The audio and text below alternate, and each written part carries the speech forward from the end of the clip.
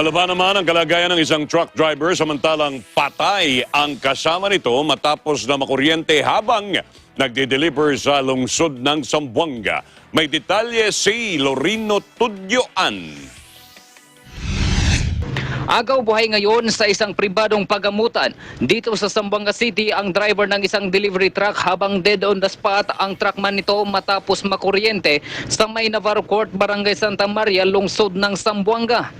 Kinikilala ng pulisya ang namatay na truckman na si Nadil Hasim, 32 anyos, habang ang driver naman ay nakilala sa pangalang Nabel Casla na ngayon ginagamot sa ospital. Sa paunang investigasyon ng PNP Zamboanga City, nag-deliver lang sana ng mga construction materials ang dalawa gamit ang malaking truck papunta sa lubang bahagi ng Navarro Court, Santa Maria. Pero aksidente daw sumabit sa live wire ng kuryente ang truckman na nasa kalsada naging dahilan sa insidente. Nagsagawa pa ng malalim na investigasyon ang otoridad para matukoy kung sino ang dapat managot sa pangyayari. Mula rito sa Zamboanga City para sa Eagle News, Lorino Tudyoan, we live in interesting times.